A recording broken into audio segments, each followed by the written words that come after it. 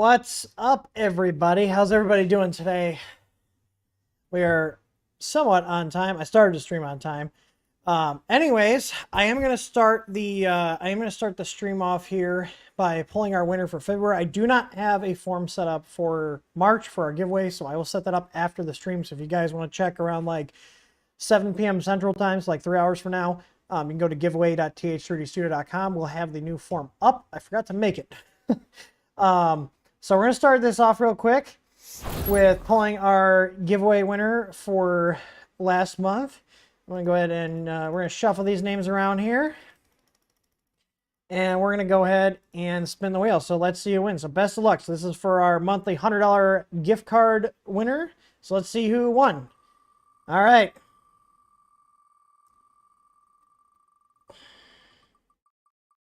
Up. Looks like it's Brian Alameda. Brian Alameda. Are you watching, Brian? I always love when we have the people that are actually in the stream watching. Anybody? Is Brian here? No? I don't see Brian. The bot is working. Let me just test it real quick. Q test. Is the bot working? So you guys want to ask questions? You see how I just typed there, exclamation point Q, is the bot working? If the bot's working, it'll reply back to me saying that it got my question. Let's see. There we go. Thanks, TH3 Studio. Your question's been added to the queue. So if you guys want to ask a question, you go ahead and do that. I see C-Bet already got one in there. So there we go. I'm going to jot that down. Brian Alameda is our winner. Remo, do not start with the boofing. Winner for February. And I do have some stuff. So stock updates, if you guys haven't been following our, social medias or posts, our Easy ABL sensors are back in stock, the 18mm and the Pro-T. So the Pro-T is the one where we move the adjustment up to the top. And there's actually two different variations of that, just because we're in the process of finalizing that product. There's one where it's like on the top towards the side, and there's one on the very top, which is what I showed on our stream. With the SV06. So both of them, though, have it moved towards the top versus our Easy ABL Pro we've been selling where it has it in the center. A lot of people complained about that, so we worked with another sensor supplier to get a new sensor design where the adjustment is up top. And like the first revision, we had it on the top side, and I was like, hey, can we rework the sensor and put it on the first, or on the top? I was reading the April 1st thing. So anyways, yeah, so those are back in stock. The Easy ABL Micros 8mm are also back in stock. Easy boards are also back in stock. Now our team is processing them right now. I don't know if they've added all the inventory. I think the Easy ABLs are officially added, so they'll show as in stock on our website. But the Easy boards, those are being processed as well right now. So if you had a back order on any of those products, most of them should have shipped out today, if not all of them. They were very busy today with a lot of packages going out, but at the very latest, all the back orders will be out tomorrow. So anyways, I do have one update, and you guys are gonna be shocked. You guys know we do firmware for other boards, even stuff I don't like. So I bought something I don't like. This is how it came to me. Look at that quality. I ordered it from Amazon just in case it was bad, that I could return it easily without having to deal with Big Tree Tech. But I do have inside here, because this is the most requested board for us to do firmware for. These are just drivers, 2209 drivers. That's what we're going to set the firmware up for, because that's everybody's preference. And I got it. Probably not going to use the screen, but it was a bundle. But I am going to be doing firmware, and this is not going to be like a printer specific firmware. It's going to be our DIY firmware where you can easily plug in all your values. We have this here, and I'm going to be doing firmware for the Octopus here, and this is the V1.1. So, yeah, all right, let's take a look. It is actually new. I was worried when the box was all like kind of, rough looking like this, and it had an Amazon like tape on it, that it would be used, but it appears to be new. So let's see. I mean, from what I'm told, and this is going by feedback from Tor and Peter and Apulo and a few other people, Emerson as well, they said that this is one of Big Tree Tech's better boards. I'm hoping so. It looks really nice. I don't know if you guys have seen this. We're not going to be selling these, but we are going to be doing firmware for them.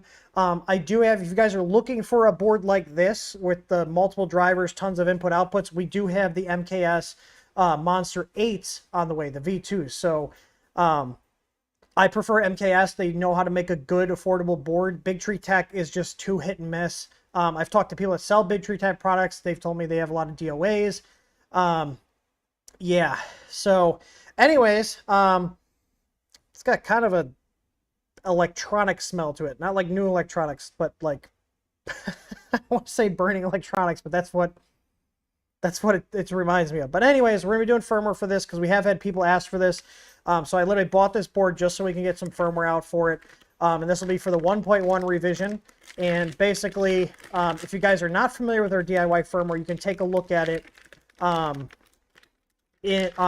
the one we have for our EasyBoard V2 and for the MKS S Gen L and the EasyBoard V1. Basically, it's a guided setup of your printer to help you get up and running with your firmware quicker. Instead of having to set every little thing yourself, I've simplified the config a lot. So we're going to be doing that for the Octopus here. So yeah, the V11. I know what it smells like. There are piles of it in your yard. Hey, be nice. I haven't used this one before. Maybe they did actually make a decent board for once. Like their SKR E3 mini series, like the boards themselves up until the V3 were pretty junk, like in terms of how well they were designed. But the version 3, people said this seems to be pretty good. And like I said, this was the most requested board for firmware. So we're going to do it. So we're not going to sell these, but we will be doing firmware for this. So, I would expect in a couple weeks, we'll have something out and people can purchase it, and it'll be the same, $5 for the firmware and then 6 months updates from that, just like we do, with the 427 and the other boards we do the firmware for. That's our paid unified one. So anyways, I don't know. I'm torn between actually just using this for development work, or actually using it in a printer here. I've had bad experiences with Big Tree Tech stuff lasting. And I just noticed that there's like these like black things covering up the side here. Oh, why would they cover this up? That is so weird. Why would they cover up the QR codes to get help? What is this one here? This is a QR code for their website. Why would these be on here? Why would they want to cover this up? That doesn't make any sense. Anyways, yeah. So if people are wondering, because we had a couple people asking, I bought this. They did not send this to us. We are going to go ahead and do firmware for it. So yeah, I don't know if this is a return or not. I don't think it was. You guys saw me open the sealed package. Maybe I'll check. Hang on, let me check the drivers here. How funny it'd be if like the drivers, like somebody swapped out the drivers or something. Because this is what they look like now, just for documentation. Let's see. I'm gonna open these up right here on Livestream. I have not opened these up at all. Let's see. I think I ordered 8 drivers. So they don't smell burnt. They look new. I mean, they're 2209s. They look normal. Maybe I just got one where someone bought it and then sent it back. Usually there's an LPN label on Amazon returns. That's one of the reasons I don't buy from Amazon unless I absolutely have to. I only got this from Amazon because I didn't feel like waiting 2 months from China. Yeah, I don't think this is a return. These look okay. We'll find out.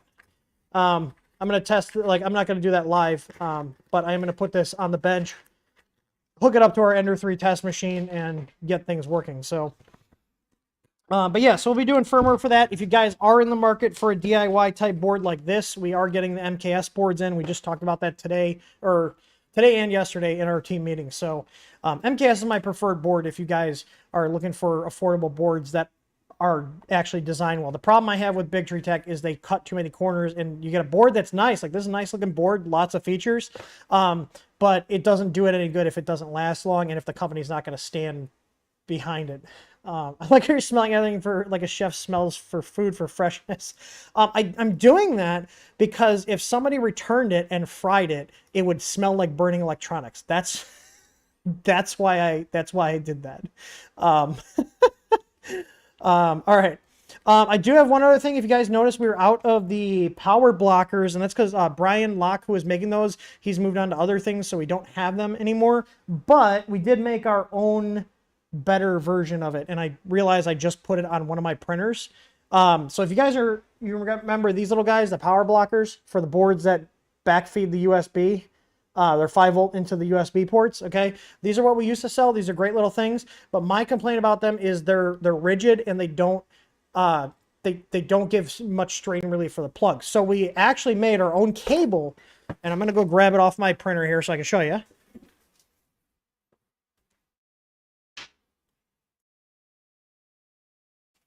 We actually made our own cable. It's a little USB extension cable.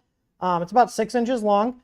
And this will block the 5-volt. So it's a regular cable with little things, so you're not dealing with a plug that's this long like the power blocker. This will do the same thing. When you get this, we include a little label you can put on here, because I wouldn't want this getting mixed in with my cables, and assuming this is a normal USB cable. So we do include a label here you can put on the end of it when you buy the cable. If you don't want to put it on, you don't have to, but as somebody that's got bins of cables, this would throw me off if I saw this in my USB extension bin and I'm like, why is the device plugged in here not working? So there is a label included that you can put on the end here. If you don't want to put it on there, you don't have to. So yeah, there we go. These are like $7 in our store. These will block the 5-volt power, and they're not going to be.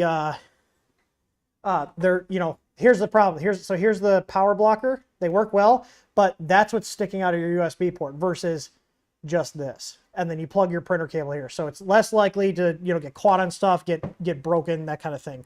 So, but there we go. We have these in the shop now. These are called the Easy Blocker. You can see there, Easy Blocker. Those are in the shop now. We just stocked them. So let me go put this back on my printer before I go to use my printer. And I'm like, why is it not connecting? So hang on.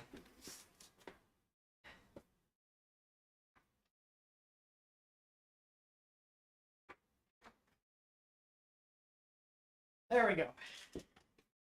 I just realized because it's so sunny out, the white balance is being thrown off in my office here. And I am wearing Marlin swag today.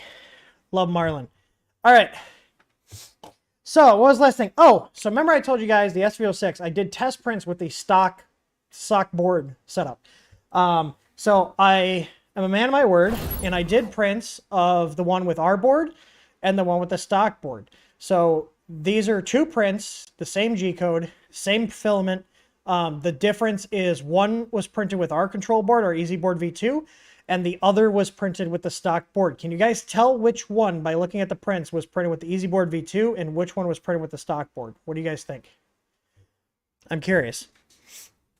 I'm watching the chat. Which one do you guys think was printed on with our Easy Board V2 on the SV06, and which one do you think was printed with the stock board? Tor thinks left is ours, right is stock. Okay. I'm not going to tell you guys right. I'm not going to tell you guys right or left. I want to see what you guys think. So we got left. We got 3 left. Truggy says right. So we got 3 for left, 1 for right, left. Okay, people think left is ours. This is also here. Let me move these back here. So I'll give you guys some other views so you can see here. So I'll just move these back and forth here so you guys can see. So there's the one on the left. There's the one on the right. Okay. Here we go. I'm going to move this one out of the way and give you guys some views here. And this is not with any input shaping or anything. This is just firmware default settings and both are running our firmware. Okay, so there's that one. Let me flip this around. Here's the other one. Okay, here's the one that was on the right.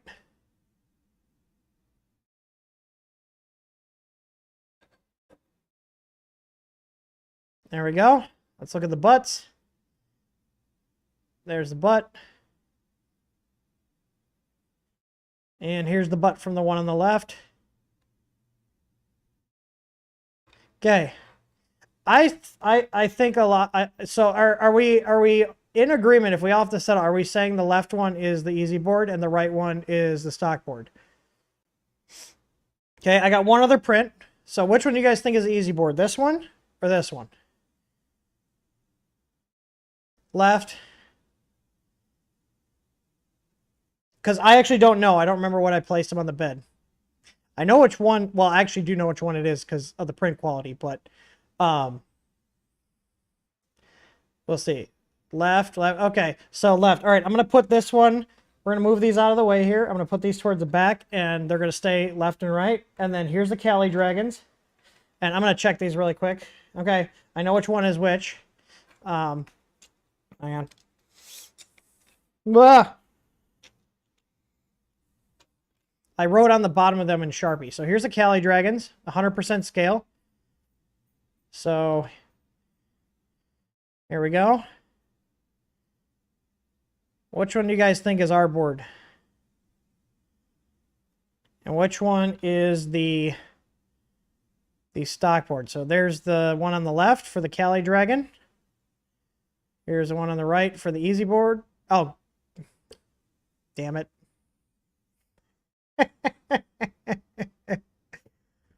Oh, I just gave that one away. Did anybody catch that?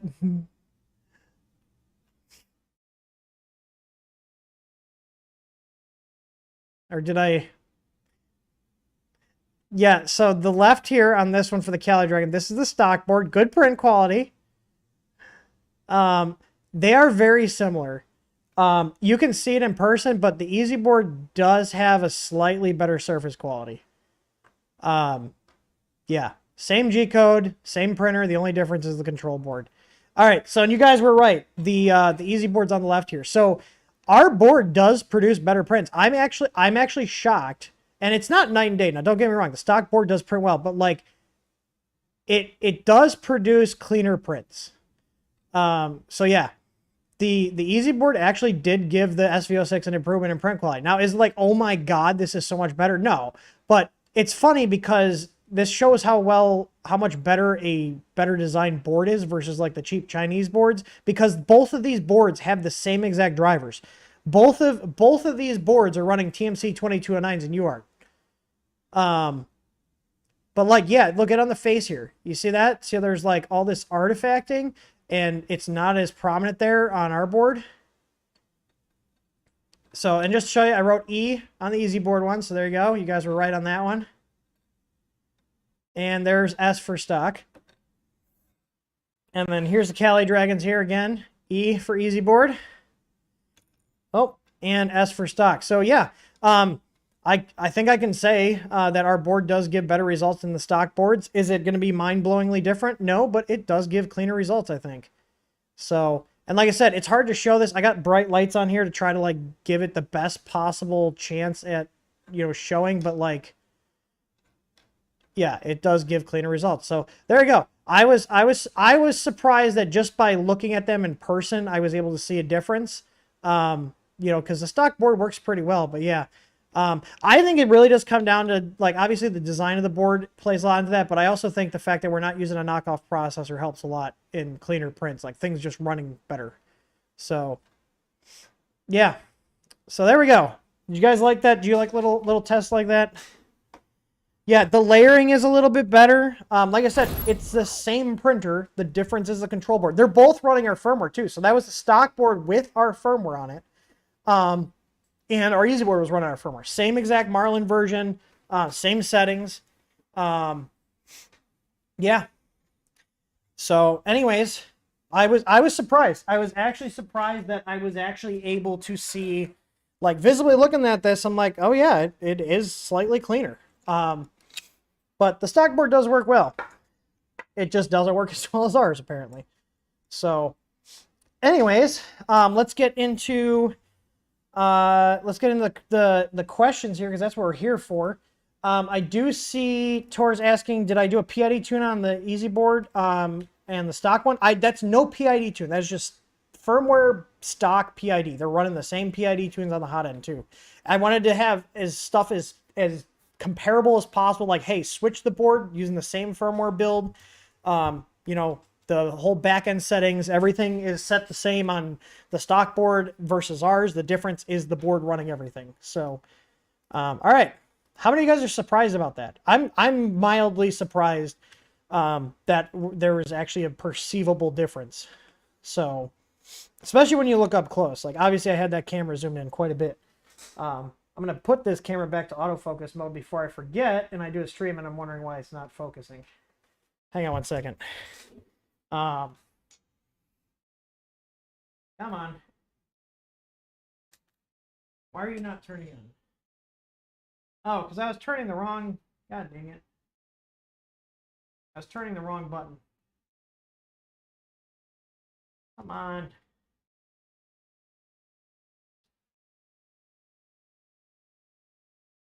Why is this this camera's been giving me... This arm camera's been giving me grief the last couple of days.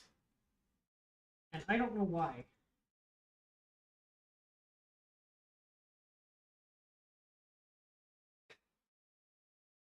Let's try... Hang on one second. Luckily, I have a spare camera, so if it is kicking the bucket, I can replace it. Why is this not working? All right. We're back in autofocus mode. All right. EJ says he's surprised. Yeah, like I said, I was just like, hey, let's just do a print. I don't think I've ever done that where it's like, hey, let's compare the two print qualities. I wasn't expecting to see a big difference, but there is a difference. So I also have this. Do you guys know what this and this have in common? What is this for? Do you guys know what this is for? Whoa! What do you guys think? What am I gonna do later? Wow! All right.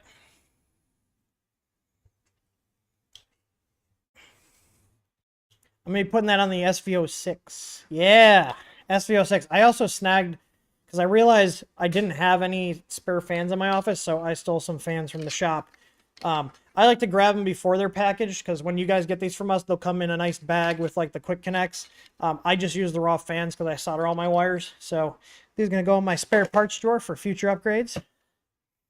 So, yep. And I do have, there's a guy I have a ticket for. I printed, if you see, there's a couple of prints here. So if that works well, I'm going to send him one of those prints too because I told him, let me test it on mine first. And this is actually a newer revision of that duct we talked about. It's actually rounded off for better airflow. So I like this one. I got to pull the supports off here. I printed this on my AM8 and ABS. This is a Coax Black ABS. I'm going to take the supports off. I always do fan ducts in ABS just because I don't want them warping. So, yep, that'll be for another little hangout stream coming up soon. I don't have a date scheduled. It really depends. I do those kind of off the cuff, like, hey, I feel like streaming. But it'll be this week because I want to get this printer done. Anyways, let's get into questions. So, I've been talking for a lot, 30 minutes in. I had a lot to cover today. All right. So the first question is from C-Bat. He said, what are your thoughts on the Flying Bear printer, specifically the Ghost 6? It's a cheap price in Core XY. Well, I've never heard of Flying Bear. Is that a Chinese company? Let's see. I gotta look them up. Yeah, this is definitely a Chinese company. $300 for a Core XY. Is it actually a Core XY? Or is it just a square printer? This is not a Core XY. Not even maybe. I can tell, you can tell it's not a Core XY. I'm looking to see if they say it's a Core XY, because if they are, according to the pictures, they're lying. I wouldn't buy this. This looks kind of janky. If I'm my honest opinion, I would not purchase this. Like, this is not a Core XY. Because you can tell here the motor's right here. It's a Cartesian. I would pass on this. This looks kind of janky.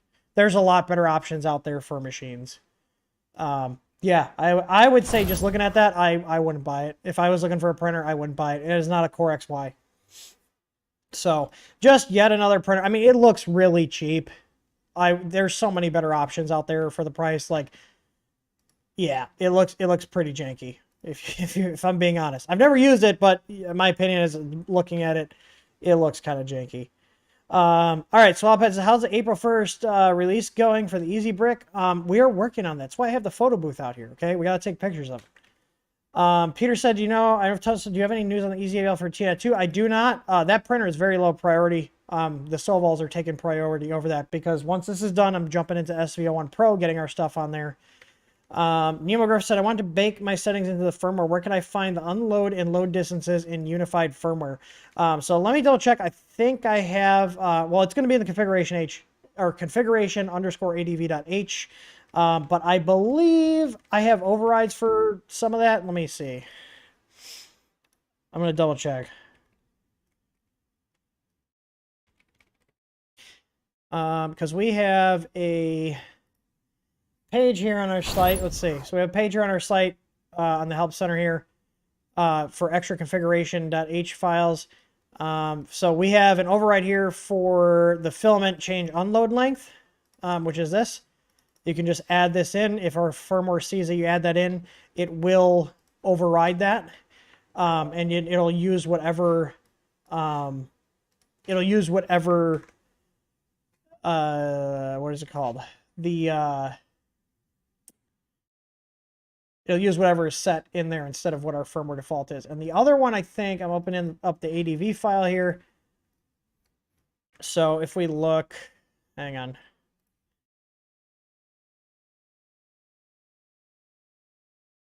So if and def filament unload length, the load length here is, all your settings are here. So if you start around on this version, I think this is 2.62 or 2.62a. These are where all the filament unload and load settings are. And there's notes in here. So you can see here we have basically, if this is not defined, we're going to define our own. And then the load length is actually linked to the unload length here. So if you see here, the unload length is linked to the load length. So that's a fast load. And then basically after the fast load, it's going to do a slower feed for 15 millimeters. So basically if you change the one, it changes both, if that makes sense. Unless you want to modify. If you say, I don't want it to be the same, you can put in whatever you want there in the millimeters and it'll do that. So yeah, pretty easy to modify that. All right. So let's see. Howard Perkins, does your filament sensor work with the stock SV06 board? Yes, it does. You just plug it into the DET port. There are directions in the firmware for that. And actually, if you actually read the filament sensor kit page, I am going to that page right now. Awesome. You search SV06 filament sensor kit. We're the first link. Yeah, so if you go here, this is the filament sensor kit. I will post a link in the chat there. If you order from this page, you can actually, you can get, it comes with the mount too, so you can print the mount that we showed. We did on the stream here, mounted up top here with two M3x20 screws. These screws are not included. You don't have to use this mount. We just include it. If you already have a sensor or whatever, we do have the STL file available separately. But anyways, you see right here, you'll need to update your firmware, included via the download below. This kit connects to the 3-pin DET port on your stock control board. Disconnect the existing cable from the port and then connect our kit. After that, update the firmware. So that's it. Really simple upgrade for the filament sensor. I don't like using printers without filament sensors. Every single one of my printers that I use regularly has a filament sensor on it. All right, Swallow Pet upcoming printer roast. We are overdue for that. I'm gonna make a note here in our marketing stuff. Let me jot that down. You guys know I gotta write stuff down, or I will forget. Gotta love having ADHD. It's fantastic. I'm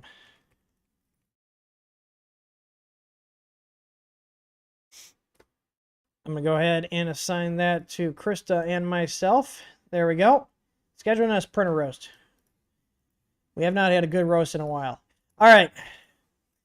So next one is Max. He says, got to enter through a tough extruder direct drive. I have a calibration issue. The 20 millimeter cube is good in XY and good in Z if I don't print top solid infill. I think it's over extruding the top and infill. Slicer issue? Yeah, I would say that's a slicer issue. Here's the other thing. If you have too low of infill and too little top layers, you're not going to get a really good top finish. So basically, if you have less infill, you're probably going to need more top layers. If you have more infill, you can get away with lower layers. Or lower layer count on the top. I wouldn't recommend going below 3 top or bottom layers. Typically, I run like 5 on most of my profiles. But like the calibration that we have for the tough extruder V2, that I think it's 407 steps per millimeter, that is like dead nuts. You guys can calibrate further if you like using our E-step calibration tool, but that's a number I came up with on multiple of the V2 extruders. If you have the V1 extruder, I believe that one was 410 steps per millimeter, if memory serves correctly. So, yeah, Z measures way over 20 millimeter a top layer. You should post a picture. Here's the other thing. If you're running an ABL system, whether it's our Easy ABL or the BL Touch or any other system, that can also potentially skew the height of the print a little bit because it's doing that compensation for the bed. That's the other thing to keep in mind. If it's like off by like 0.1 millimeters or 0.2, that's not that big of a deal. The other thing I would too is also rule out if you have any issues with the Z-axis in terms of movement. But yeah, if you want to post a picture in the live streams, our Discord live stream channel, I can take a look at the print. But here we go. I'm going to go ahead and post that there. There's the invite to the Discord server. I have the link, so or the channel open. YouTube doesn't allow us to share pictures, so if you want to post a picture in there, go ahead and I'll take a look at it. All right, so Peter said, my ender's having loads of problem with the updated firmware because it's a crap board. These board make the printer board can't read. An easy board would make the printer not hanging up and not handling higher speeds because the reality boards suck. Yeah, the board, when I was doing the testing, if you're trying to run input shaping on there with Marlin, those stock drivers do not like that.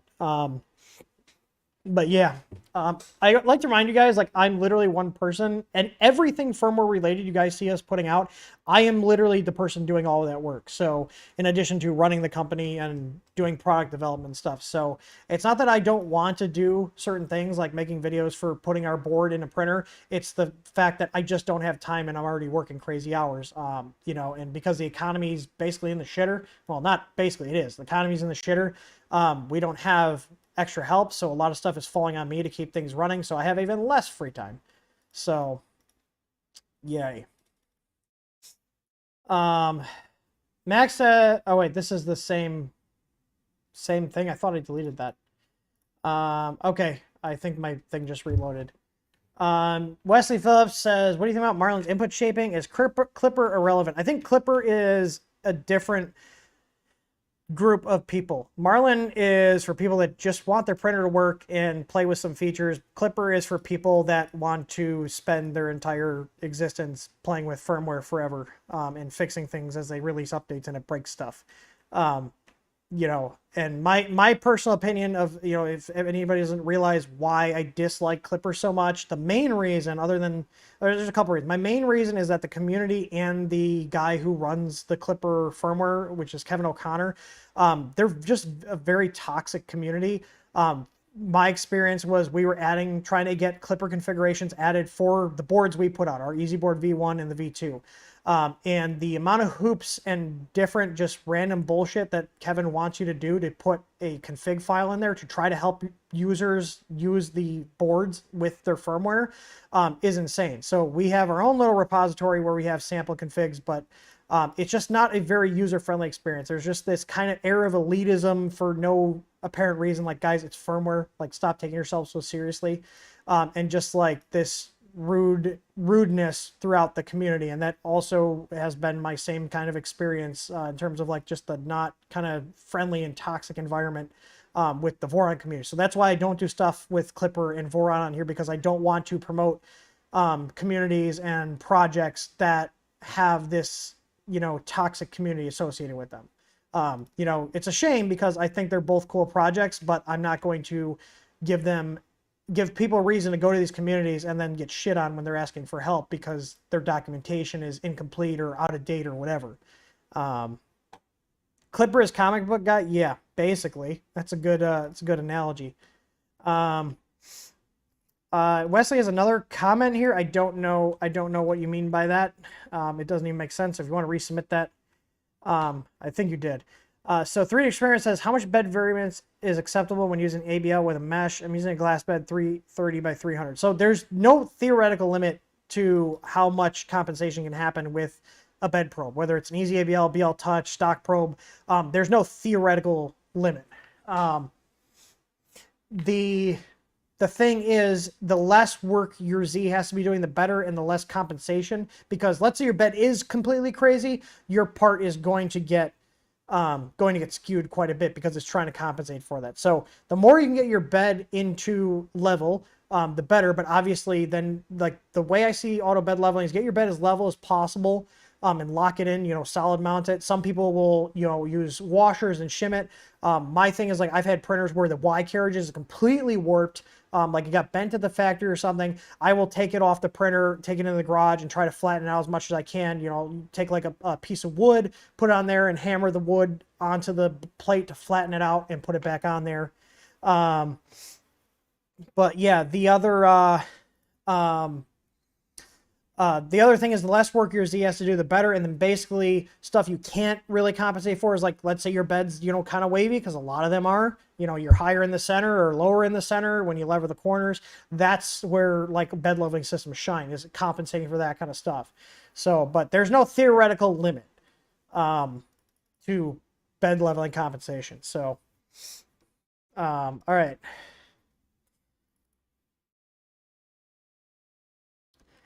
Pab TV giveaway is not accepting entries. Check back in after the stream, a couple hours after the stream. We gotta set up a new form.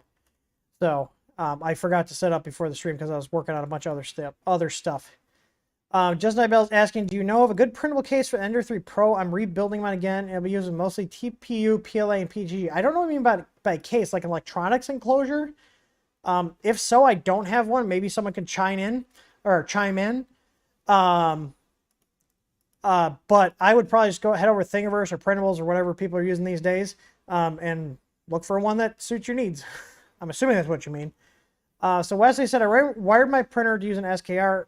Thought I would copy someone else's firmware, but different version, so I had to start from scratch. How do I implement a new Marlin version without losing my work? The best way to do that would be to compare the two files. Compare your configuration H file you have with the new one, and you can use a program called WinMerge, and that will give you a difference between the files. Now, it's also going to highlight differences between Marlin versions, but that is the easiest way to do it. It's still going to be very involved, but that's just how some of the stuff is. I think a lot of people have unrealistic expectations when it comes to 3D printing. They think it's going to be super easy, and then when they have to do an ounce of work, they give up. And the thing is, like, you need to go into 3D printing with the willingness to learn about what you're doing, to pick up new skills, to read documentation, and that's regardless of what printer you have. Like, this is not a very simple hobby. I don't think it ever will be. I mean, like, think about like these are basically, like, not basically, they are machines. Like, these are machines, and they're in the same kind of category as a CNC mill. Like, they're just smaller, they're less likely to kill you if things go wrong, but it's still a machine. It's going to need maintenance, it's going to need repairs, it's going to probably need upgrades. Things are going to wear out on it. Like, you have to know what you're doing. And again, I feel like I do this on every printer or every stream. If you are watching this channel and you have a 3D printer, you're thinking about getting one, if you don't own a multimeter and a soldering iron, you need to go buy one now. Those two tools are going to be critical for diagnosing and repairing your machine. So if you don't have a soldering iron, you don't have a multimeter, go buy one. You don't need to buy a super high-end one. Most stores have multimeters in the $15 to $20 range. I would recommend, if you're getting a cheaper one, don't get what they call auto ranging. Get one with the selector, because my experience with the cheaper auto ranging ones is not been positive. But yeah. Like, the thing is, like, you're gonna have to do work. Going back to the question we spun off from here was, about comparing the config file. You're gonna have to do work. One of the things we've actually been talking about doing is expanding and putting more stuff into place where you guys can pay us to build custom firmware for you. So let's say, you know, you bought this Big Tree Tech board, you don't know what the hell to do. You put it in your printer, you got your wiring done. The wiring's honestly probably one of the easier parts in my opinion. But then getting everything to play nice in the software is where a lot of people get hung up. So, you know, if you guys are watching, you know, and that you think that's something that we should put some time into and publicizing and offering and getting things set up so we could do that, let us know, because I'm seeing a lot of demand for that. I see there's, you know, a couple people in like the Big Tree Tech groups that are literally going through and commenting on people's posts because Big Tree Tech doesn't help their customers. And like people are paying people to do firmware for them, and that's something we can definitely do, and we'd be really good at. And we are good at firmware. You guys know our Unified too. So, but like firmware for, hey, I built this custom printer, I got all the hardware done, I have no idea how to do the firmware. Like we could come in and give you a hand with that. So, all right, it is 4:44. We got 15 minutes left in the stream. If you guys are wanting to ask questions, go ahead and post some more and let me know. So go ahead and post those. I got probably time for another 2 or 3 questions if they're quick ones. So go ahead and post them. I'm going to go to the next one because the last one in the queue right now, or actually not one just popped up. So what's it called? 3D Experiments is next. And he said, what slicer did you finally set on? There's a fork of Bamboo Studio slicer called Soft Fever that's interesting. So I did Google that, and I see there's a GitHub here, and I'll post that in the chat here. All right. The Bamboo Fever. This is interesting. Let's see. Switch to the wrong camera there. Sorry about that. All right. I mean, it's a slicer. I mean, here's the thing. Bamboo Slicer was forked from Super Slicer. So we'll see.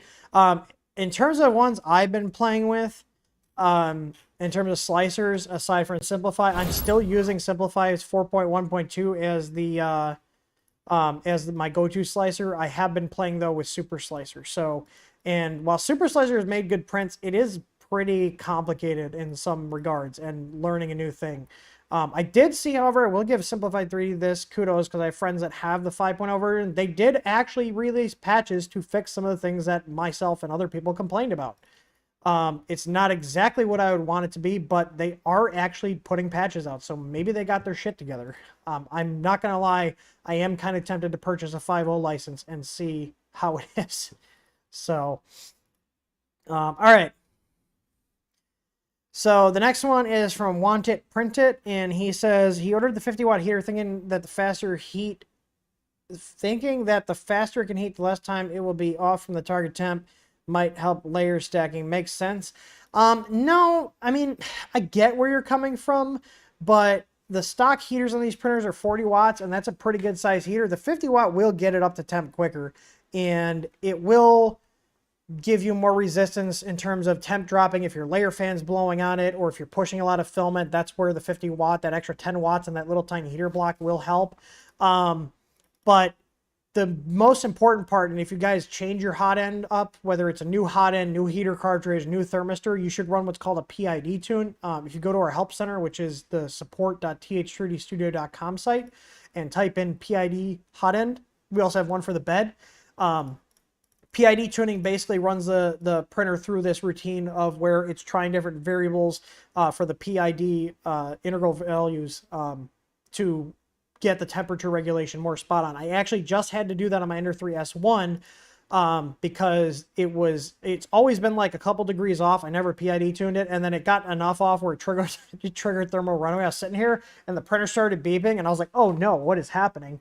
And it was just, it was too far out of spec. And I ran a PID tune after I checked all the connections, made sure there were no issues with the wiring, and it's been fine. So if you guys have made changes to your hot ends, or just you updated the firmware, go ahead and run a PID tune. All of our firmware versions that we have, whether it's on an 8-bit board or 32-bit board, and this is something most of the manufacturer firmwares, if not all of them, don't support, is doing that PID tune to get better quality prints. And a PID tune will typically, if your stuff is all over the place, it will actually improve print quality if your temperature was off. So, and that's free. So, Backward Singer is actually for the Easy Plug V2 test print. No, there's no test print. There's only one. And I don't even have the STL files for it. Smart ass. Hart Perkins says, would your board be a good replacement for any cubic console? So I'm going to say, so here's the thing. I'm going to say, like, for an easy replacement, no. But I had a console. I had it specifically an Anycubic. If you guys look at our old videos, like from 5+ years ago, one of the first video reviews I did was an Anycubic console review. I just realized my face looks so red. It's not the light. I bumped my camera light, my fill light here, and it turned down the white channel. So the warm white channel was taken over.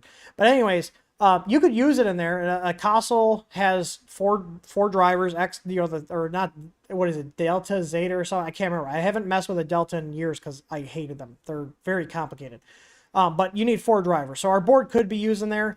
But even our DIY firmware does not have Delta support in there, and that's not something we'll ever deal with, to be completely honest. But you could use the physical board in there. You could use Marlin. Our board is in Marlin.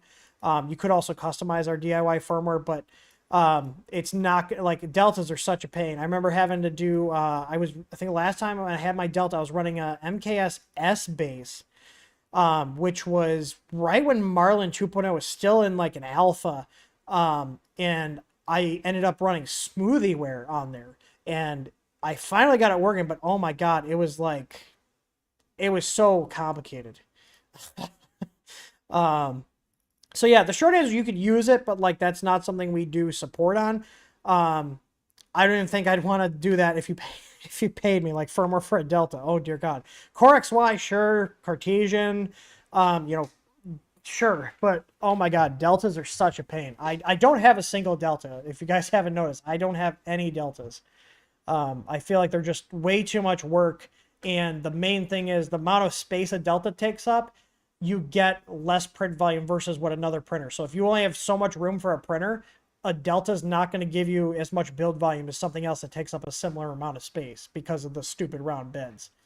Yeah, I don't like Deltas. Some people love Deltas. I am not one of those. They look cool as hell when they're printing, but dear God, if something messes up. Let's see.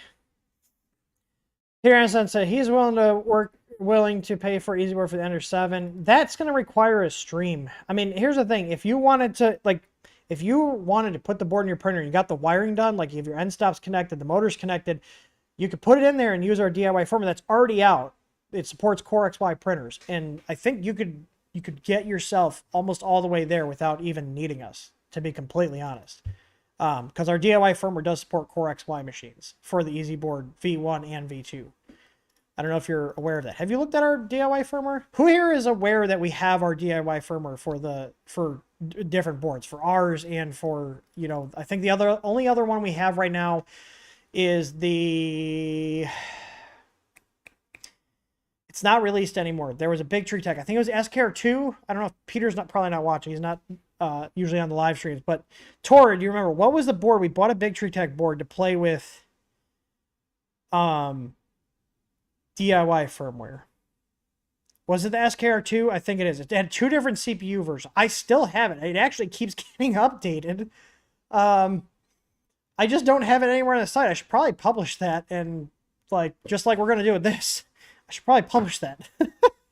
I think it was the SKR2. And it works. I honestly forgot. That was going to be one of the paid ones we do. And it has honestly been sitting there just not doing anything. And I've been doing active development on it. I'm going to make myself a task. I literally completely forgot. I spent all that time on that printer. And, or on that board. We bought it and everything. And tested it. And the firmware is not on our site. That's when we switched over to having the paid configs. Oh my God. Hang on.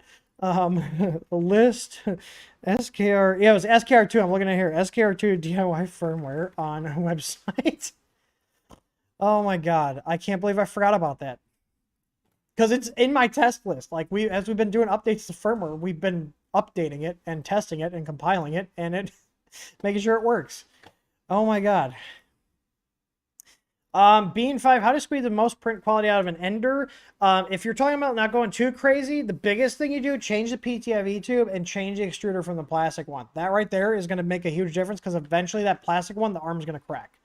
And considering we sell a ton of the aluminum ones, they're like 15 bucks on our site. It's the same design as a stock one, so there's no firmware changes needed. It just replace this, and you now have a metal extruder that is not going to have the arm crack on you. That's like, they were talking about base level. I mean, you can go crazy. You can put a different board in, you know, like we showed the difference, like between the Stovall SV06's stock board and our Easy Board V2.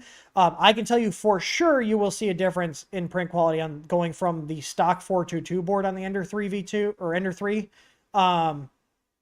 to the Easy Board V2. You're going to see a difference because the stock board, especially with the GD chips, has a ton of artifacting. So like where with the Stovall board, it's like subtle differences. The Ender 3 stock board, the 422 boards, they have way more artifacting than the SV06. So, you know, but it really depends on the answer. It varies based on how much money do you want to spend. You got a $30 budget, you got a $100 budget, $200 budget, you know, what do you want to put into it? You know, my Ender 3 Pro here, this has got all of our upgrades on it. Obviously, like, you know, it's our company, so I'm going to use our stuff, but this is how I would kit it out if I was building it for, you know, me as a consumer. But it's my personal printer. But I've got our dual Z kit on there, our ABL filament sensor. I've got our Tough Extruder V2 on there. I've got our PTFE tube. I'm actually still running the stock hot end on there. I just have our tubing and nozzle in there, and our bimetal heat break. I mean, really depends on how much you want to spend. You know, if you give me an idea what ballpark you want to be in, then I can give you an idea of this is probably where you should put your money. Because if you tell me you got 200 bucks to spend, it gives us a lot more stuff we can play with versus, hey, I want to spend like 30 to 40 bucks. You know, there are some things you can do for 30 to 40 bucks to help you improve the print quality a little bit and make it more reliable. So, all right. So no more questions in the chat. We got 5 minutes left. I'm going to see if I can get through all the other ones here. Okay. All right. So Jose says he's hi from Venezuela. That's a long. What time is it there? I'm curious. You still there, Jose? I'm curious. It's almost 5 p.m. here. He said he wants to replace his Ender the V2. Do you think the Stovall SV06 would be a good purchase? My question would be, why are you replacing the Ender 3 V2? That's actually a pretty decent printer. I would. Are you adding it on or just replacing it? Because I feel like, to be completely honest, replacing that printer versus just doing some upgrades and fixing whatever issues are is going to cost you less money than buying a new printer. Like, they're both very similar in build volume. Unless something is like catastrophically wrong with the Ender 3 V2, I would not replace it with SV06. The SV06 is a decent machine. It's decent out of the box. My main complaints, like I said in the review, were the off-brand power supply. Mine had a very crappy ground on it, and the knockoff processor on the board. But all in all, for the price, I think it's a good buy. You're always going to have stuff that myself or other people will complain about certain printers. But I do think the SV06 is a good buy, even with its flaws. And that's because the price is low enough to what you get that I'm willing to look past certain things that they did to cut costs. I'm still going to complain about them and highlight them, but that's because I want you guys to understand what you're getting. But yeah. Beans and no budget. This is going back to Ender 3. I mean, here's what I would do. Honestly, without going crazy, I would replace the PTFE tube, put our Tough tube on there, change extruder out to our Tough Extruder V2. The aluminum extruder is great for a low-cost option, but the Tough Extruder V2 is going to give you more flexibility. It's going to give you more torque. I would start with the extruder, the tubing, the heat break, and the nozzle, and put a 50-15 fan. So the fan here, print yourself a mount, and use this for cooling fan. I think you'll be happy with the print quality by upgrading the whole hot end path, that whole extrusion system. So the extruder, the tube guiding it, the nozzle, the easy flow nozzle is definitely something I'd recommend. You will get slightly cleaner prints out of that just because it's a better quality nozzle. That's what I would do, and see how you are, and then be like, okay, this is what the shortcomings are. If you want to just do something quick, put a better layer fan on there and see how it is. But in terms of like print quality, the biggest impact you're going to have is a better extruder, the tubing to replace because you're going to have a tighter diameter with our tough tube. So to give an idea, and I actually showed Sean this in the print farm yesterday, because we took the stock tubing off our Aquila X1. He was having issues where it was literally melting because it's just crappy tubing. And I showed him the difference. I was like, do you realize, like, have you ever looked at the tubing versus stock stuff? And we took a measurement with the calipers. We measured the internal diameter of the stock tubing. It was 2.1 millimeters. And then we took our tubing, the tough tube, and we were at 1.85. So that tighter diameter on the tubing to provide a tighter filament path to guide it will improve print quality. You can lower your retraction. And the main thing is, if you think about it, if you have too big of a diameter, when you're doing an extrude and retract, basically the filament is flapping about on the inside of the tube instead of actually doing a retract or an extrude. So yeah, I mean, I would replace the extruder, the tubing, the heat break, and the nozzle, and upgrade the layer fan. I would start there and see if you're happy with it. If you're happy with it, then just keep it, just use it like that. I see someone said ABL is a have to have on Ender 3. Yeah, I'm gonna say in general, auto bed leveling on any printer is a must have. My must haves on a printer are filament sensor, auto bed leveling, and not a touchscreen. So a screen that I can actually go in and change settings, whether that's one of the few touchscreens that are supported, like there's some MKS boards, like on the Ziltech Gear, that touchscreen works with Marlin, or the 12864. So I would start there and see how your quality is. Don't go spending a ton of money. As much as I would love to sell you a bunch of shit, I would just upgrade the extrusion system. So, you can just keep the stock hot end, just upgrade it. So, all right. Let's see if I got time for a couple more questions here, because we do got to wrap it up. It's 5 o'clock. I try to keep these to 1 hour. Lossing, does the Easy able to support a 55,625 point mesh like the NX Engineering Beacon? I have no idea what that is, but you can theoretically probe as many points as you want. Oh, I did hear about this. Someone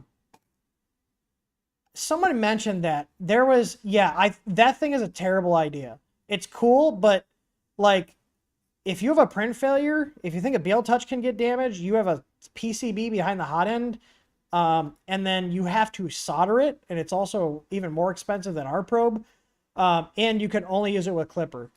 Yeah, I saw that. I really don't think it's that great of an idea. It's not going to hold up to abuse. That's for sure. And it's funny how, like, they're all like, is this, they're saying this is open source, isn't it? Thought I saw a GitHub thing here. Maybe I'm thinking of something else. Hang on. No, this is not. I was gonna say they're blurring out the chips on the product photos. They don't want people to know what they're using. Yeah, the PCB gets. What is people's obsession with having probes that are getting removed from the hot ends? Like, there was, what was it, the clicky something for the Ender 3, and I'm like, this is so much work. Just I'd take a BL Touch or a BL Touch clone over these janky ass solutions. Like, these are really janky solutions, and the people that are designing a lot of these things, like, they're cool ideas, but they don't factor into the equations user error or people paying attention to things. Like, and the other thing too, these other ones, the beacon here, you have to use a conductive surface, and you can't have like magnets in the bed. Yeah, so very specific surfaces. Our Easy ABL doesn't give a shit what you're probing on. It's a surface, it's gonna read it. Yeah, I don't like it. Like, I wouldn't want to mess with it. And plus, you have to use Clipper, and we went over Clipper in their toxic community a couple minutes ago. If you go back, I see 3 experience asking about other extruders for the multi-mount, like the Orbiter 2. We have, is it the original Orbiter? I know Tor's in here. Was it the Orbiter 1 that we did support for? Anyways, if you guys want to see additional support for things on our multi-mount system, this is something we are going to be continually developing for many years to come. Like, we're not going to retire this. We want this to be something that can be expanded to more different, more printers and stuff. The Sherpa, that's what I was thinking, the Sherpa Mini. But send us a ticket. All we can do is, usually what we'll do is we'll note stuff down like, hey, we got a request for this to work with this. We'll note it down, and if we see a pattern, like this, we got enough requests for the Octopus V11 and our firmware that I went and bought one, and I'm going to do firmware for it. But, there's just, if we did stuff for every one person that requested a specific little thing, I would get nothing done. It's just not worth the time.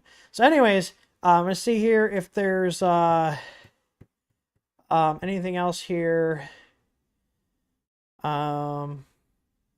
Let's see. Yup says, I want to upgrade my Ender 6 with an easy board and go directory, but I'm having problems finding 20 gauge copper wire that's not tinned. It's only for extended extruder. So here's the thing. That type of tinned wire, it's stranded tin wire, that's fine. When we talk about tin wire being bad, it's this. Where you have the wires that are tin going into the screw terminal. Most of your wires are going to be like a tin copper. That's fine. But this is why you don't tin wires. This is a screw terminal that came off of one of my employees' printers that she got from a friend of hers that said he went over the whole printer, and clearly that was a lie, and he doesn't know what he's doing. So, because if he did, there wouldn't be tin wires in here. Tin wires can literally start fires. So luckily hers was just smoldering, but yeah, could have actually caused a fire. So anyways, I'm going to wrap this up, and we got to look at how good these boys are being. You guys see the goodest boys? Look at, they know it's the end of the stream. You guys, are you learning that when I turn around and look at you guys, it's end of stream time and we get pets and treats? Yeah. Yeah, come here. I am God of the dogs. Come here. Come here. You guys, I didn't even say sit. You're going to have to do something else then. Shake. Good boy. Comment. Sit. Shake. Come on. Give me a good shake. There you go. Good boy. Can we speak? Whoop. Give me a big one. Yeah. Good boy. Comment. You don't know speak yet, but can you go down? Down. Comment. Down. Good boy. Good boy. There we go. They want hamburgers. I want a hamburger. That sounds great right now. Oh, all right. Well, I appreciate you guys stopping by. I hope you guys enjoyed the stream. We do these every Wednesday at 4 p.m. Central. I did want to, before you guys go, don't go yet. Before you guys go,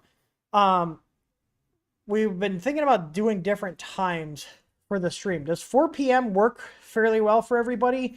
Or would something later be better or earlier? Because I know a lot of you guys are watching this at work. I mean, I watch other streams in the background at work. I mean, I work for myself, obviously, but yeah, I'm just curious to know if like moving the stream would be better or not. 5 would be better for me. Yeah, I don't mind going like an hour or two after closing, but I'm just curious to see what people think, or does it not matter? You guys just find a way to do it. Please not later. It's 0 already. Okay. So I might do some random streams and see. Maybe I'll do kind of a like an A/B test where, hey, I'm just gonna do a random Ask Tim, maybe do 2 in a week, and then try one earlier in the day and try one later and see which one gets more viewers. 4 p.m. is great. 3, 4, or 5. Yeah, I mean, I feel like this is a good time. I like it personally too because normally I try not to work past 5, but I have been just out of necessity. But it kind of gives me a nice wrap up for the day because I get to hang out with you guys, answer questions, and then head out. So, but are you guys enjoying? How many of you guys that are watching now are catching like the random streams we do where I'm just working on a printer and bullshit with you? I know you guys like those streams. I'm not even gonna ask. I know you guys enjoy those. Look we're good dogs. We went and laid back down. Look at this. We laid back down like a good little boy. Do you like the blanket better than the bed? Do you like the blankie better than the bed? Huh? Is Remo getting jealous because I'm talking to Comet? Hi, Comet. Comet just wants pets. What? What? Come here. Come here. Who's gonna jump? Remo's gonna jump up. Yes. Hi. He likes all the streams. Send out the email alerts a bit earlier. So we send them out 30 minutes in advance. Would you guys prefer if we did it like an hour? Ask Tim's Tuesdays. ATT. Thank you for calling AT&T. That's what reminds me of ATT. Hi, Comet. I'm just watching chat here. Peter said he watched them, but most of that's the ones that affect me or my printers. That's fair. Reminder earlier is better. Okay. So what if we bump that up to an hour? Or we could do whatever. We pre-schedule the emails. He gives out $10 gift cards. Yeah, I did. I mean, I didn't even have a buzz going. I was just enjoying a beer. I'm not a huge drinker, but occasionally I just be like, I want to have a beer or a whiskey or something. Earlier notifications, I can wrap up other stuff. Okay. I mean, I like reminders for things because I have a hard time remembering things. Like if it's not on my calendar, it doesn't exist. So okay. So like, are we talking like an hour? Okay. So we'll change the emails to go out an hour before the streams. So I'll note that down. I'm gonna put in our marketing chat here.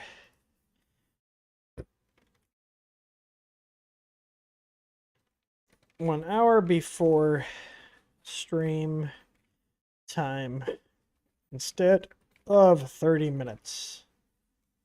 There we go. All right. Okay. Well, thank you guys, everybody, for your feedback. Thanks for stopping by and hanging out. I hope I helped you guys out with your questions for those of you that asked, and I hope you guys just hanging out and watching learn something. So anyways, the whole reason we're able to do this is because of our shop at th3dstudio.com. So you guys want filament, printer parts, upgrades, or need help with your printer, want to pay us to, basically be your printer tech support, we can do that. So just let us know. Just go to th3dstudio.com. I hope you guys enjoyed this stream again. Thank you for stopping by. And as always, happy printing. I'll see you guys on the next one.